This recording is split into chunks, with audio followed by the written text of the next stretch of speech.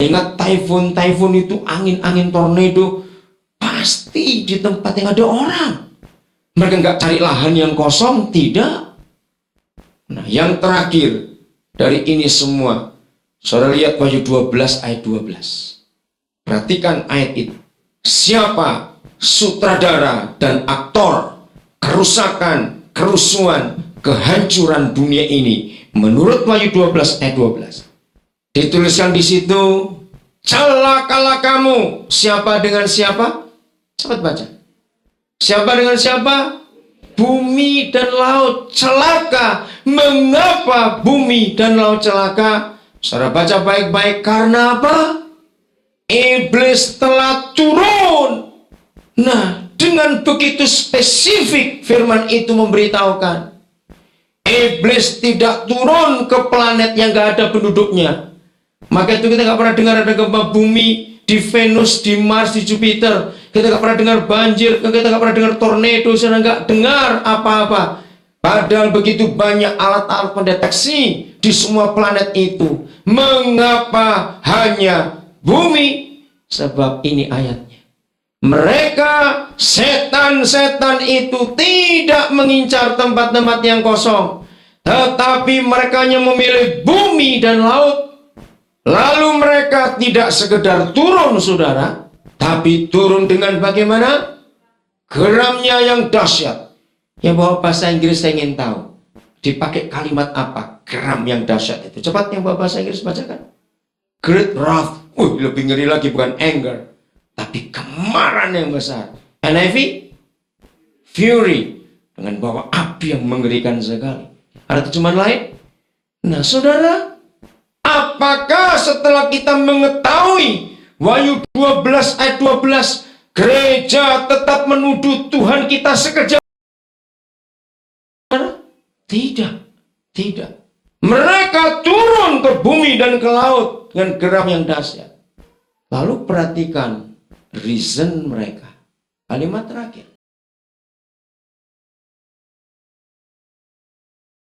Saja, dan mereka tidak memilih yang lain. Bayangkan setan sepintar itu, tapi gereja segoblok ini. Betul enggak? Setan pintar. Apa alasannya? Reasonnya apa? Waktunya sudah singkat. Gereja, kalau PBB dan bangsa-bangsa di dunia sejak 26 Desember itu sadar ada sesuatu yang bahaya di dunia, maka policy mereka berubah semua sekarang. Tapi saya lihat gereja belum take action secara konkret. Gereja masih sibuk pecah belah, buat gereja baru, buat gereja baru. Saya mau katakan kepada saudara, firman Tuhan berkata, satu-satunya kekuatan yang bisa menghalangi dan menghentikan setan bekerja itu hanya gereja. Katakan apa? Alkitab berkata dengan jelas, bukan malaikat, bukan siapa-siapa yang bisa menghentikan setan, hanya kita gereja. Tapi setan licik supaya gereja tidak bisa menghalangi mereka dalam semua aktivitas yang ada sekarang ini. Saudara, maka setan menipu gereja dengan Sunday service. Ketika gereja dibuat sibuk hanya untuk mikir kebaktian minggu saja. Lalu yang satu nggak cocok dengan yang lain, tersinggung. Masalah uang, masalah ini pecah, buat baru lagi. Saudara, saya mau beritahu, setan akan terus mengizinkan gereja baru terbuka supaya gereja tidak punya waktu untuk ngurus mereka. Gerejanya rajin ngurus kebaktian minggu saja. Akhirnya setan pesta pora di dunia ini dan kita diam. Saya akan tunjukkan kapan setan berhenti bekerja. 2 Tesalonika 2 ayat yang ke-8 mulai. Kapan setan itu berhenti? Maka itu sejak peristiwa tsunami itu, saudara, kita harus menyadari, gawat, kita nggak bisa santai-santai lagi. Lalu juga ini nggak bicara soal bencana alam, soal penyakit. Siapa yang mengikuti berita belum 4 bulan tahun 2005? Ini kan baru bulan April tanggal 16. Jadi baru 3 bulan setengah. Saudara, dalam 3 bulan setengah ini saya menghitung sudah ada 6 orang yang saya kenal meninggal hanya karena terlambat mengetahui kalau mereka kena kanker. Semalam di RRC, waktu kami di Melbourne, lalu ada berita orang itu sudah meninggal. Apa yang saya maksudkan? Coba cek di antara saudara. Orangnya sehat-sehat, tidak ada apa-apa. Tiba-tiba cuma ketahuan sebentar saja ada yang nggak benar. Periksa, kanker stadium 3, tidak ada apa-apa. Dan dalam hanya ukuran minggu, orang itu meninggal. Berarti nggak contoh ini?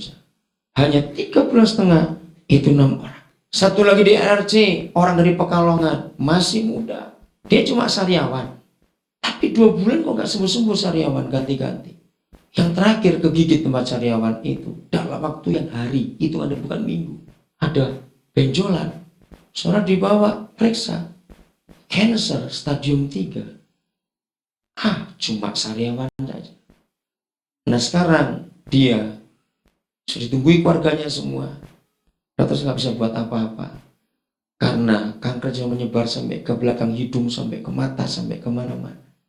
Cuma sariawan. Saudara perhatikan orang-orang yang sakit akhir-akhir ini. Penyakit begitu aneh-aneh. Betul?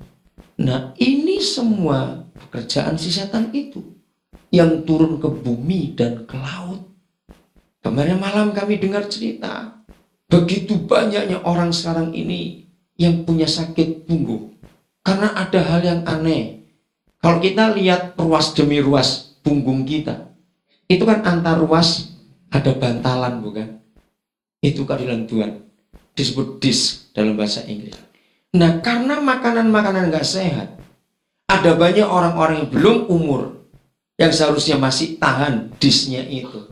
Ternyata sudah pada menipis bantalan itu. Karena makanan yang salah.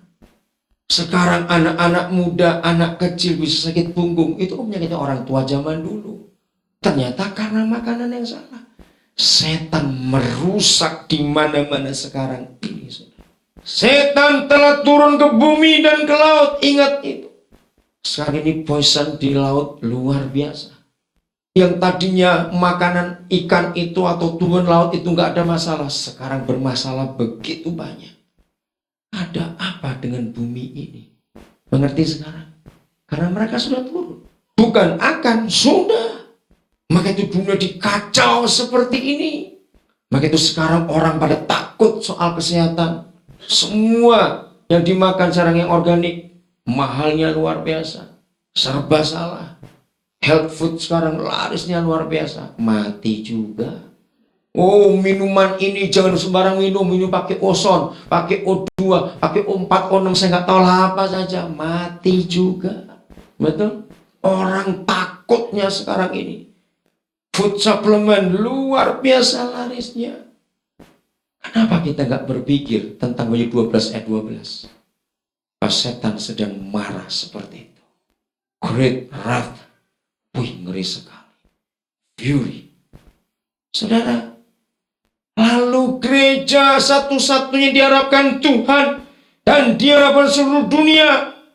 Bisa bayangkan kalau suatu hari terjadi wabah penyakit di satu tempat. Lalu cuma ada satu tombol saja. Kalau itu ditekan, pasti akan selesai semuanya itu. Tapi gak ada orang berani masuk ke tempat itu. Karena tempat itu, penyakit itu sedang berkecamuk luar biasa. Mewabah. Serba salah. Maka pasti ada yang jadi korban untuk nekat masuk. Pokoknya diselamatkan. Pernahkah saudara memikirkan dunia menunggu gereja untuk tampil pada akhir zaman? Roma 8 masih ingat Paulus menulis. Seluruh makhluk menantikan kapan saatnya gereja tampil dengan benar di dunia ini. Para baca ayat itu. Anak-anak Tuhan ditampilkan nyata di dunia itu Roma 8. Tapi kita sibuk. Luar biasa. Sibuk yang kita buat ternyata bukan untuk menghentikan dan menghalangi perbuatan setan. Tapi kesibukan kita untuk berkelahi sama sendiri. Tolong gereja Indonesia. Hentikan perpecahan ini. Sungguh hentikan perpecahan ini.